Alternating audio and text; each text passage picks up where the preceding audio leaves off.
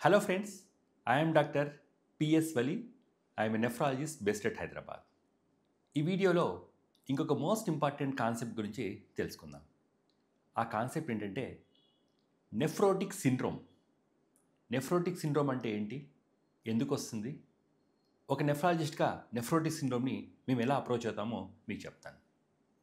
మనందరికీ తెలిసి ఉంటుంది, సుమారుగా కిడ్నీలో ఒక ఫిల్టర్ ఉంటుంది, ఒక మోటార్ ఉంటుంది.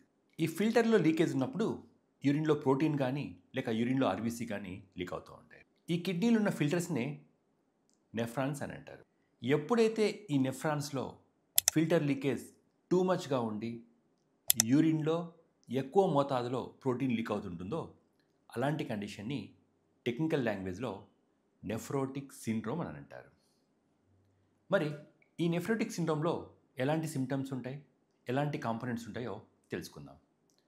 ఈ నెఫ్రోటిక్ సిండ్రోమ్లో 3 మోస్ట్ ఇంపార్టెంట్ ఫీచర్స్ ఉంటాయి. నెంబర్ 1, యూరిన్లో చాలా ఎక్కువ మోతాదులో ప్రోటీన్ లీక్ అవడం. అంటే ఒక రోజులో అట్లీస్ట్ 3.5 గ్రామ్స్ కానీ 3 గ్రామ్స్ కానీ అంతకన్నా ఎక్కువ ప్రోటీన్ లీక్ అవుతే అలాంటి హై ప్రోటీన్ కండిషన్నే నెఫ్రోటిక్ సిండ్రోమ్ అంటారు. మనందరికీ తెలిసే ఉంటుంది, ఒక రోజులో మ్యాక్సిమం 150 మిల్లీగ్రామ్స్ దాకా ప్రోటీన్ లీక్ అవుతూ ఉండొచ్చు. ఇంకొద్ది మందిలో 200 మిల్లీగ్రామ్స్ దాకా ప్రోటీన్ లీక్ అవుతూ ఉంటుంది. అలా కాకుండా 100 కాదు, 150 కాదు, 200 మిల్లీగ్రామ్స్ కాదు, ఒకేసారి ఒక రోజులో మోర్ దాన్ 3 గ్రామ్స్ అంటే 3000 మిల్లీగ్రాముల కంటే ఆర్ 3500 మిల్లీగ్రామ్స్ కంటే ఎక్కువ ప్రోటీన్ లీక్ అవుతుంటే అలాంటి కండిషన్ని నెఫ్రోటిక్ సిండ్రోమ్ అంటారు. దెర్ఫోర్ నెఫ్రోటిక్ సిండ్రోమ్లో first and most important component వచ్చి ఒక రోజులో ప్రోటీన్ లీకేజ్ ఏదో 3 గ్రామ్స్ కన్నా ఆ 3.5 గ్రామ్స్ కన్నా ఎక్కువ లీక్ అవడం.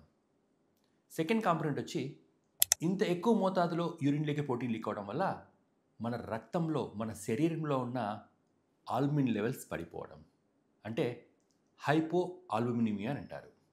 ఎప్పుడైతే మనకు ఒక బాటిల్ ఉంది, ఈ బాటిల్ టూ మచ్గా లీక్ అవుతుంది, అలాంటప్పుడు ఏమవుతుంది, ఈ బాటిల్లో ఉన్న కంటెంట్స్ ఆటోమేటిక్గా తగ్గిపోతూ వస్తాయి. అదేవిధంగా యూరిన్లో ప్రోటీన్ టూ మచ్ మోతాదు లీక్ అవుతున్నప్పుడు మన రక్తంలో ఉన్న ప్రోటీన్ కూడా తగ్గుతూ వస్తుంది. అంటే సీరం ఆల్బుమిన్ లెస్ దాన్ 2.5 కానీ లెస్ దాన్ 2 కన్నా పడిపోతూ ఉంటుంది. ఎప్పుడైతే యూరిన్లో ప్రోటీన్ లీక్ అయ్యి మన రక్తంలో ఉన్న ఆల్బుమిన్ లెవెల్స్ పడిపోతాయో అప్పుడు మన శరీరంలో ఉన్న వాటర్ అంతా కూడా బ్లడ్ వెజల్స్ని వదిలేసి టిష్యూస్లోకి రావడం మొదలవుతుంది. అంటే మన శరీరంలో మన రక్తంలో ఉన్న ఆల్బుమిన్ ఒక మ్యాగ్నెట్ లాగా పనిచేస్తూ ఉంటుంది. ఈ మ్యాగ్నెట్ బాగున్నంత కాలం మన బాడీలో ఉన్న వాటర్ అంతా కూడా బ్లడ్ వెజల్స్లో లాకిన్ అయి ఉంటుంది.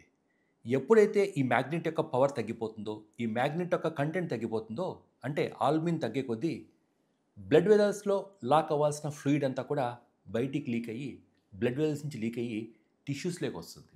అందుకే నెఫ్రోటిక్ సిండ్రోమ్లో చెప్పే థర్డ్ ఇంపార్టెంట్ కాంపోనెంట్ వాపులు.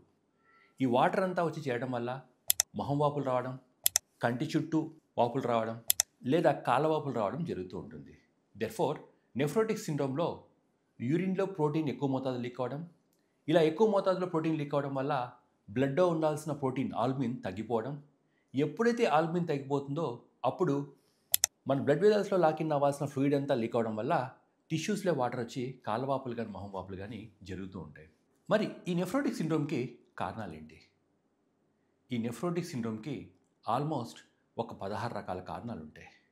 మరీ ముఖ్యంగా పిల్లల్లో అయితే, అంటే ఏజ్ లెస్ దాన్ 12 ఇయర్స్లో మోస్ట్ కామన్ కండిషన్ని మినిమల్ చేంజ్ డిసీజ్ అంటారు. ప్రపంచవ్యాప్తంగా పిల్లల్లో నెఫ్రోటిక్ సిండ్రోమ్ రావడానికి most common condition minimal change disease. ఇది పెద్దగా భయపడాల్సిన కండిషన్ కాదు. ఒక 15 ఇయర్స్ దాకా రిలాప్సెస్, అటాక్స్ వస్తూనే ఉంటాయి. తర్వాత ఆటోమేటిక్గా అది మనల్ని మర్చిపోతుంది. దీంతోపాటు పెద్దవాళ్ళు అయితే మినిమల్ చేంజ్ డిసీజ్తో పాటు అదర్ కాజెస్ అంటే FSGS అంటారు, లేక మెంబ్రేనస్ నెఫ్రోపతి అంటారు, లేక MPGN అంటారు, లేదా లాంగ్ టర్మ్ డయాబెటీస్ వల్ల కిడ్నీ యొక్క ఫిల్టర్ లీక్ అయ్యి దాన్ని డయాబెటిక్ నెఫ్రోపతి అంటారు. అదే కొద్దిమంది లేడీస్లో అయితే మన ఇమ్యూనిటీ కన్ఫ్యూజ్ కావడం వల్ల ల్యూపస్ నెఫ్రైటిస్ రావడం, లేక అమైలాయిడోసిస్ అన్న కండిషన్స్, ఇంకా అలాంటివి చాలా చాలా కండిషన్స్ ఉంటాయి. సింపుల్గా చెప్పాలంటే నెఫ్రోటిక్ సిండ్రోమ్కి పిల్లల్లో కొన్ని రకాల కారణాలు, పెద్దల్లో కొన్ని రకాల కారణాలు ఉంటాయి. ఒక వ్యక్తికి నెఫ్రోటిక్ సిండ్రోమ్ వచ్చిందంటే సుమారు మనం 16 రకాల కండిషన్స్ని రూల్ అవుట్ చేసుకోవాల్సి వస్తుంది. మరి ఈ నెఫ్రోటిక్ సిండ్రోమ్ని ఎలా గుర్తుపడతారు? నెఫ్రోటిక్ సిండ్రోమ్ని గుర్తుపడడానికి పనికొచ్చే మోస్ట్ ఇంపార్టెంట్ ఇన్వెస్టిగేషన్స్ వచ్చి number 1 simple urine test, complete urine examination. మనందరికీ యూరిన్లో ప్రోటీన్ నిల్లని రావాలి. అలా కాకుండా 2+, 3+, 4+ వస్తుందంటే ప్రోటీన్ లీకేజ్ చాలా ఎక్కువ ఉన్నట్టు. అలాంటి వారందరికీ 24 గంటల మూత్రం పరీక్ష, అంటే 24 అవర్స్లో ఎంత యూరిన్ పాస్ అవుతుందో అంత యూరిన్ని పట్టి ల్యాబ్కి పంపించి 24 గంటల్లో ఒక వ్యక్తి ఎంత ప్రోటీన్ లీక్ అవుతుందో తెలుసుకోవడాన్ని 24 అవర్ యూరిన్ ప్రోటీన్ అంటారు.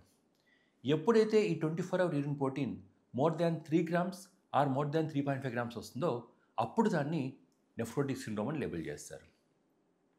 నెఫ్రోటిక్ సిండ్రోమ్ యొక్క రూట్ కాజ్ అంటే ఇంతకుముందు చెప్పినట్టు నెఫ్రోటిక్ సిండ్రోమ్లో రమారమి ఒక 16 రకాల కండిషన్స్ కారణమవుతూ ఉంటాయి. ఈ 16 రకాల కండిషన్స్లో ఏ కారణమో కనుక్కోవాలంటే most important test kidney biopsy. Kidney biopsy అంటే కిడ్నీ నుంచి ఒక చిన్నటి ముక్క తీసి పరీక్ష పంపించడం. పిల్లల్లో వచ్చే నెఫ్రోటిక్ సిండ్రోమ్లో చాలా వరకు కిడ్నీ బయాప్సీ అవసరం పడదు. ఎందుకంటే 99% ఆఫ్ టైమ్స్ పిల్లల్లో వచ్చే nephrotic syndrome condition minimal change disease. కాబట్టి చాలా వరకు పిల్లల్లో బయాప్సీ అవసరం పడదు. అదే age more than 12 years nephrotic syndrome వస్తే కంపల్సరీ కిడ్నీ బయాప్సీ చేయాల్సి వస్తుంది. ఎందుకంటే పెద్దవాళ్ళు వచ్చిన నెఫ్రోటిక్ సిండ్రోమ్లో రకరకాల కండిషన్స్ ఉంటాయి.